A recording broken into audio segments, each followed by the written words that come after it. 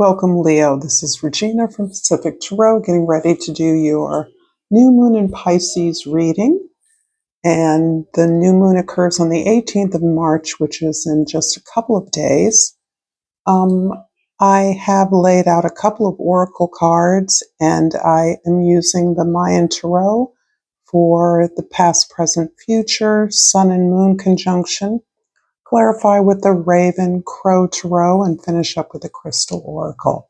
This is a general reading. It is not going to resonate for all of you, but you're all welcome. Leo, any placement of Leo, any way in which you are drawn to this reading or you resonate with me. So I'm going to start by reading about the energy archaeology oracle that I pulled for you, Dreaming. And this is related to the occipital bone, which is a bone that forms the back and lower part of the skull. When in balance, the keywords are life-affirming and mystical. And from the wisdom, you're connected to the dreaming, a part of the multidimensional universe that you cannot see, but are always participating in, from which you are being informed, and to which you are contributing information about yourself, about the world around you, and your belief systems. The dreaming is collective and personal. It can be both deeply destructive and incredibly restorative. There's no agenda to the dreaming. You simply exist in relationship with it. You receive the medicine you need from this place, and in turn, you contribute your own medicine. You cannot see what comes forth from this realm, but venturing within it doesn't need to be scary. There's an entire rich world living in these parts of yourself that is waiting to be reclaimed and brought to wholeness. You can look at them, accept them, love them, and yes, even find delight and pleasure in them. Cozying up in these depths is restorative, and shining a light on what has been kept here will unlock more than you can imagine. In the dreaming, you have permission to be with the wholeness of your humanity. This is quite lovely energy. And it is coupled with the knowledge card. And there's a lot here that comes forth around the pathways that lead from the dreaming world, the ways in which you may become inspired to learn more as part of the process of manifesting some parts of your dream life, something tangible in your dream life that you would like to ground into reality, make practical, give structure to, build upon. Use as a foundation to continue the imaginative creativity that is found in your dream life. This feels as though it is deeply connected with the kind of release you're experiencing in your deeper relationships with others, the resources you share with others. And some of you in particular are performing the role of caretaker for someone who is close to you, someone important to you, and through that exchange, you are gaining a lot of information about who you are. And that is becoming inspirational, as opposed to, for many of you, a sense of weight and burden and responsibility you may have experienced in relationship to this individual, particularly if it is a loved one or a parent, a child. So I do believe that you are inspired to learn more and to find out more about what you discover in this dream state at this time. I have pulled a card for the Sun, and that card is the Death card, also the Rebirth card. This is really connected up with this sense I have of the personal responsibility you are taking for someone who is crossing over, who is towards the end of their life. Doesn't necessarily mean that they are dead or dying. It can mean that they're simply entering into a final act, or as Jane Fonda has called it, the third act of life. And you are supporting them in that part of their journey. You have assumed a great deal of responsibility for the well-being of this individual, and that is opening up myriad doors to you. That is empowering various parts of your experience that you had not necessarily seen as a benefit in the past. Let's just say that. This can look like caring for a family member who is ill or who has experienced substance abuse, some kind of addiction, and is really recovering and experiencing some of the impact of that in their lives. But it is opening up doors for you, helping you see the possibilities for yourself that you had not been aware of. And the Moon card is the Ace of Jades. And this is really kind of, again, talking about this idea that you're finding ways to manifest dreams in as much as the knowledge, the tools, the skills, even the assistance necessary is being made available to you. You're finding it out. You're recognizing that knowledge is part of the tool set, the skill set necessary to manifest something that's become clear, important, and necessary for you. But there's a lot of abundance here. This is a lot of abundance on your own terms, so that you are recognizing you're stepping through into a new world, which is part of the rebirth you're experiencing. In the present, we have the Hanged One. I'm just going to turn this upside down. The Hanged One is describing a kind of waiting that you are experiencing. And if you are a caretaker, there is a lot of waiting, sitting in stillness, being present with someone or with a set of energies or circumstances that are what they are. And yet you are seizing the opportunity to interrogate your own assumptions. That's part of the discovery process. It's part of the creative process that's happening within you, where you are moving to a higher level, gaining a higher perspective as a result of your understanding that you need to be able to see opportunities differently. You need to be able to see challenges as opportunities in ways that is empowering to you now. It's no longer feeling like a sacrifice. It's feeling like a gateway. Again, there's a lot of portals coming through here. In as much as the Dreaming card looks like a portal, and it's actually describing the lower and back part of your skull, but it looks like a big circular cave or cavity. And here we have the bones that hold the skull together that look like a cross. So it's kind of interesting, the idea of making sacrifices for the well-being of others, and ultimately receiving the gifts of that sacrifice by gaining a greater spiritual alignment for yourself. It almost feels like you're finding your place.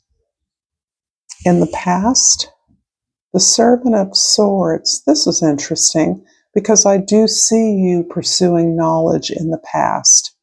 I do see you observing, watching, trying to accumulate information that would be helpful. But it feels as though it was less clear or purposeful or direct.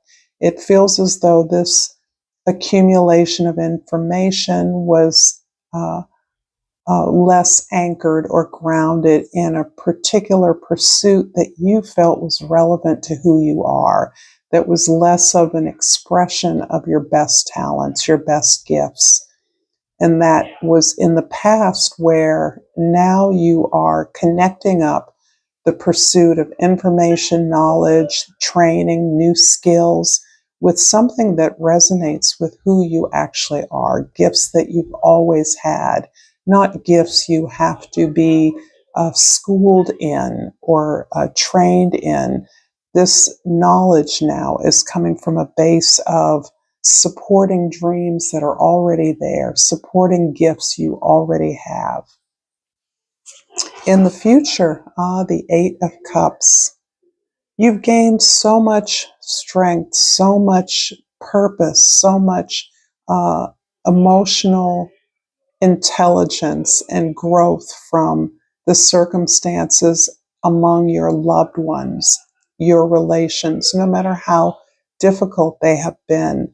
But you realize you don't quite belong to the past anymore, that instead you're stoked about moving towards a challenge that is lending real significance to your life, that really is the mark of who you are, and you now have the courage to move in that direction.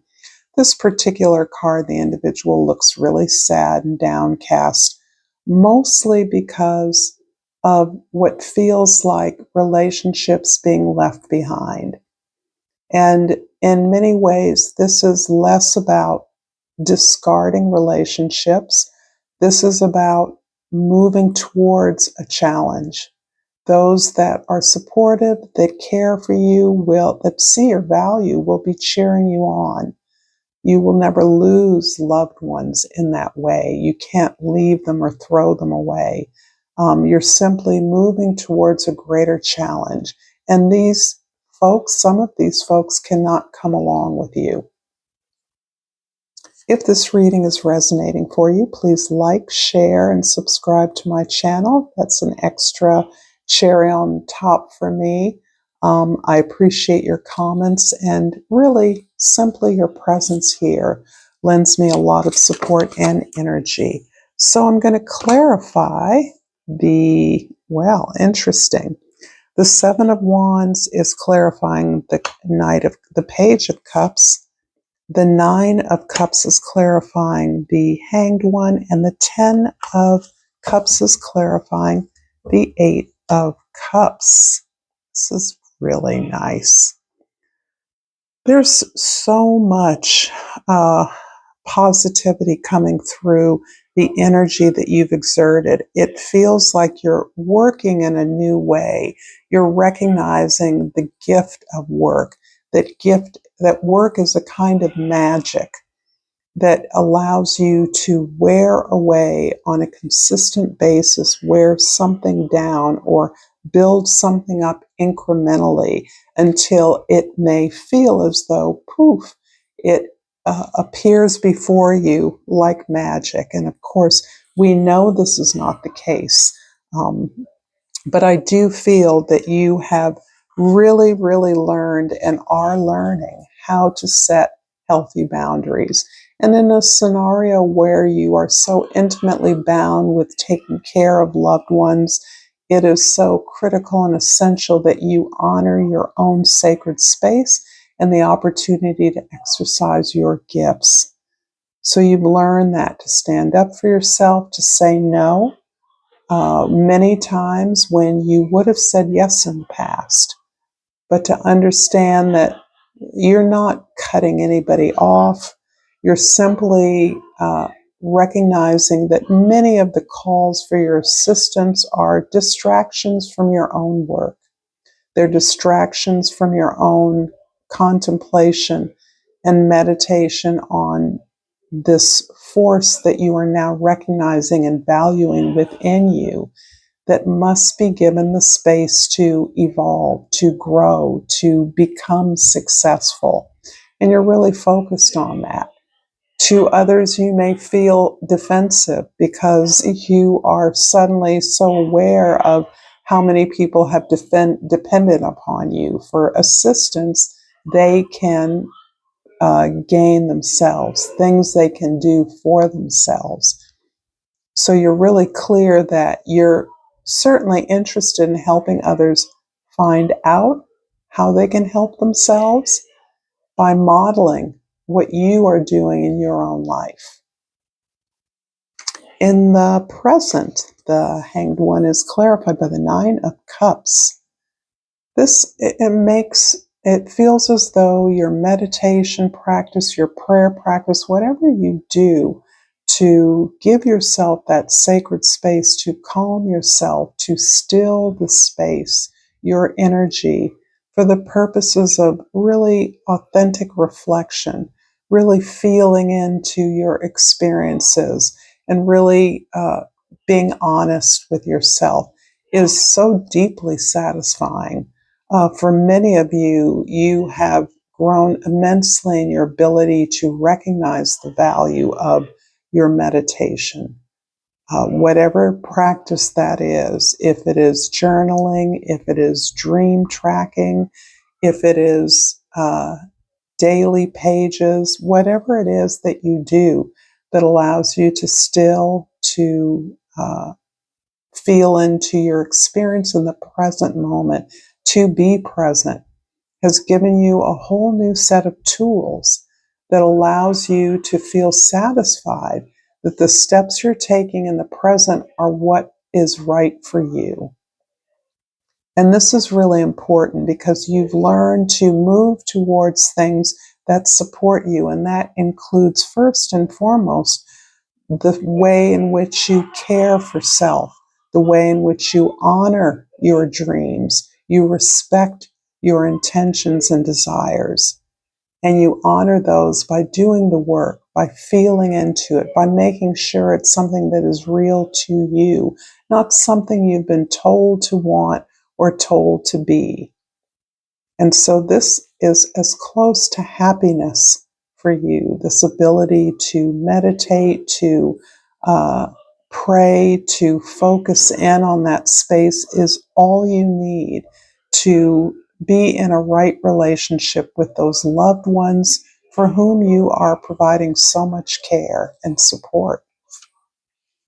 In the future, the Eight of Cups is clarified by the Ten of Cups. And this is beautiful because it is really describing you moving towards your dream life, your complete happiness. And this is a kind of social happiness. This is where you are in community with your loved ones, with people you respect, and you are sharing resources as peers, as equals.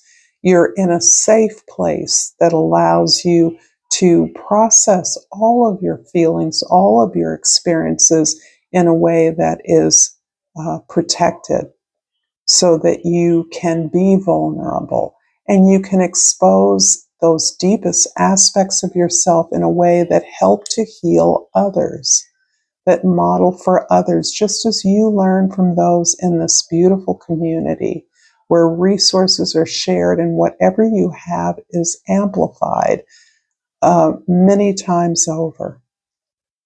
So this is really you moving towards that better world, that better life, and the concerns of leaving those behind that you love are healed as you recognize that where you're moving towards is the community, the world that you occupy, the life you have, the loved ones that you honor and respect.